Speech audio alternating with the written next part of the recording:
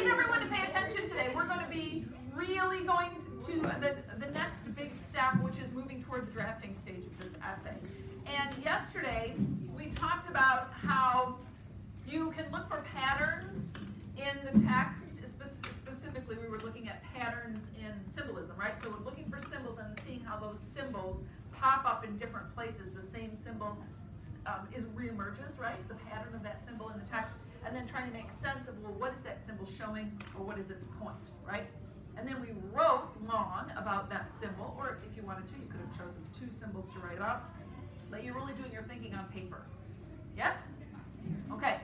Today what we're going to do is we're going to talk about how to write a claim for this essay, and then how to organize the rest of the essay based on that claim. So we're going to focus our claim on one or many craft moves. And so I'd like you to start by looking at these two sample claims. These are claims from my story that I shared with you yesterday, the monkey's paw. In the monkey's paw, W.W. Jacobs uses the symbol of hands to represent power and control. That's the first one. The second one is this. In the monkey's paw, W.W. Jacobs uses several authors' craft moves to show that there's a steep price to pay when you fail to appreciate what you have. Turn to your partner and talk about how these two claims are different from one another. What's the difference?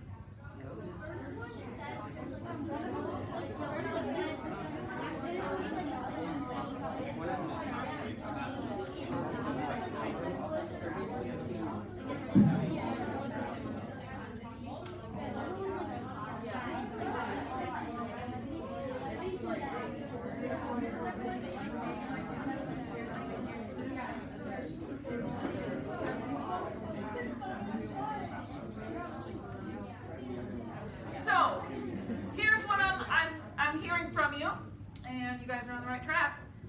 The point, the difference in between these two, the main difference, is that this is going to be an essay about one craft move, and this is going to be an essay about a whole, maybe 3 different craft moves to show a theme, right? So in this case, we're going to have one craft move, which in this case is symbolism, that's what they've chosen. And we're going to show symbolism here in the beginning, symbolism in the middle, symbolism at the end. And we're going to show how all of those come together to show the theme that hands, that they represent power and control. You with me? Now on this one, it's different. The organization is different. Because in this one, we're using 3 different craft moves. This craft move, then this craft move, and then this craft move. But we're going to show how all 3 of those different moves show a single theme. So this is using one craft move and showing different examples of that one, whereas this is showing 3 craft moves to show the same theme. You with me? This is how it would look in the way the essay is actually organized. Here's the first version. Claim is this. The author, W.W. Jacobs, focuses on symbolism to show what the purpose of that craft move is. And then if you do that, then you have to show, in the beginning, he uses symbolism to do this. In the middle, he uses symbolism to do this. And in the end, he uses symbolism to do this. Therefore, throughout the whole thing, he's using symbolism to do what we said in the beginning he was going to do. The reason why symbolism was used in a broad sense. And by the way, let me just ask you, how can I ask this question? So, you're focusing on craft moves, but you're focusing on craft moves that help to accomplish a purpose. What do you think that purpose is going to be linked to? The broad purpose. What do you think that broad purpose is going to be linked to? Probably. Grace, what do you think? That's right. Right? So in order to write this craft essay, you can't just recognize craft moves. You also have to understand what you think is the theme. Because what you're doing is showing how the author uses these craft moves to get us to that theme, or to forward that theme. Do you understand? So you need both. You need to think about the theme, and then you need to think about the craft moves the author used to get there. And you have to link those two together when you talk about it. That's why this essay is more complicated than the last one you wrote. It has a layer of complexity. It's still doing the theme work that we did before, but it's adding the craft moves on top of it. That's also why 2 nights ago you wrote about theme in your novel, because you needed to write about that first before you could really think about how the craft moves forwarded that theme. You with me? So look at the other option. So we have this one option where we could do one craft move. You choose one craft move and show it beginning, middle, end, and how all of those together show the theme. That's one option. Or you could do this. You could choose 3 craft moves that all serve to forward the theme. And here's where this one shows it, here's where another one shows it, here's where a third one shows it, and then throughout the author uses multiple craft moves to show this theme. Okay? Does it matter, what do you think I'm going to say? Does it matter which one you do? Do you think I care? You're right, I don't. I don't care whether you choose 1 or whether you choose 3.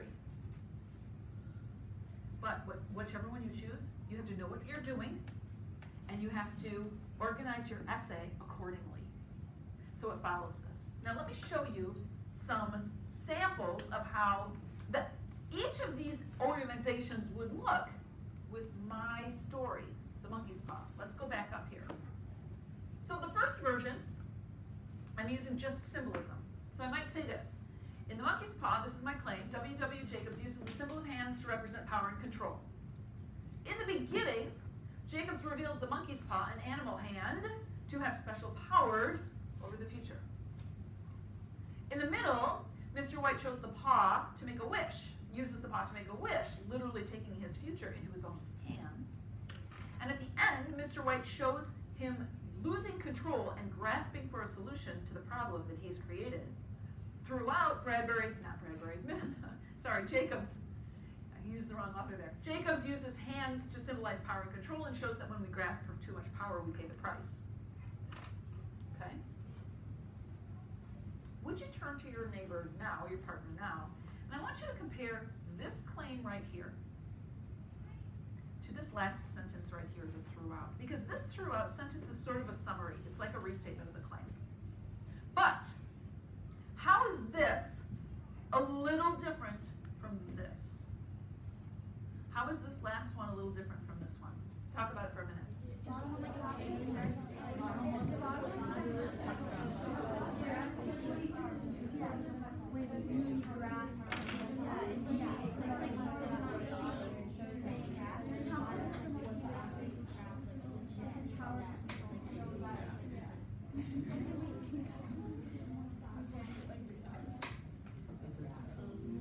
Symbol of hands represents power and control, and then at the end, symbolizes power and control, shows that when we grasp for too much power, we pay the price. Teresa, what does the end one have that the first one doesn't? It has an added theme to it, and it's extended, right? It adds more to it. It incorporates that theme more specifically. Take a look at the second example I have.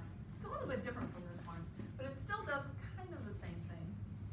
Here, I'm using this as my claim. In the monkey's paw, right? Why do I keep doing this? White. I'll fix it. White uses several authors' craft moves to show, not White, Jacobs. Getting everyone's names mixed up.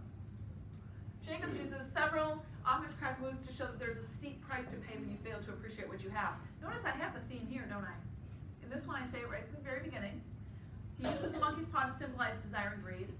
He uses a simile to show how desire and greed are evil. He uses descriptive language to show how the white's wishes result in misery and despair. Throughout, Jacobs uses multiple craft moves to show that desire and discontent can lead us to tragic destruction. How is this one a little different from this one? How are these two different? Talk about it for a minute. Well, I fixed this mess.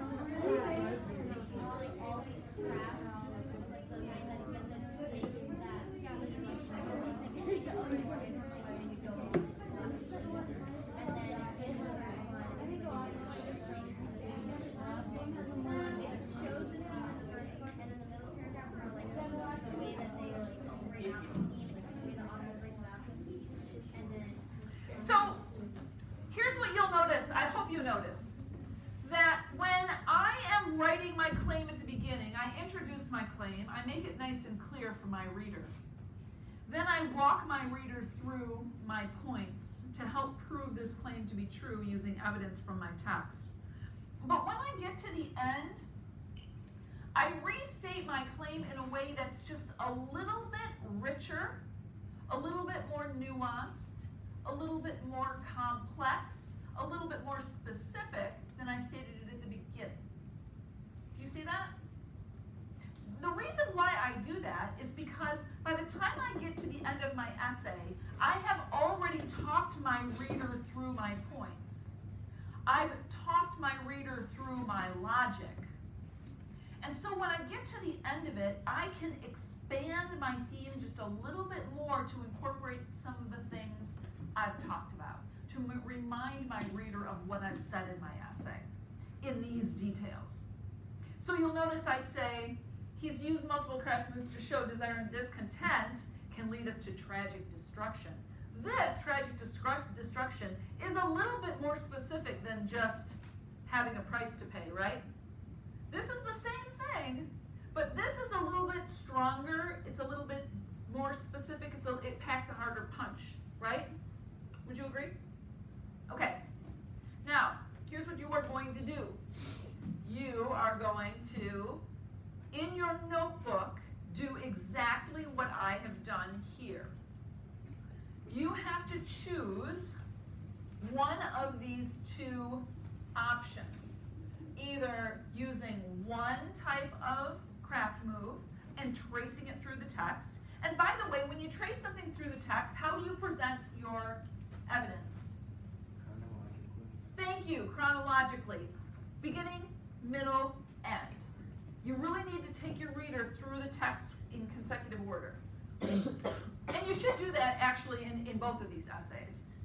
In the second essay though, you're going to, if you choose the second choice, you're going to choose 3 different types of craft moves and talk about how each of those serves the purpose of the theme.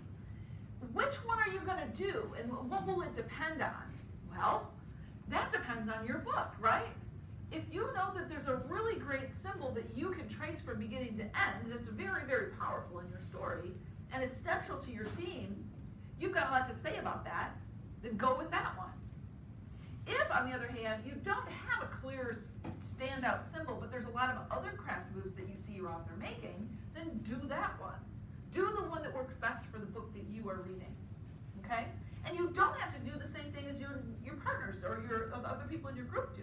You could write the first version essay on your novel, and your partner could write a second version essay on the same novel. It's possible to do either of one of these on any book, just about. All right? And then, once you've done this work in your notebook, and when you do a page in your notebook of planning, then you're going to start drafting. And I'm going to post the assignment today as a blank sheet for you to start drafting your essay. But I want you to have this on your notebook first. So before you go to get a computer, I want you to show me your notebook. Call me over and show me your planning.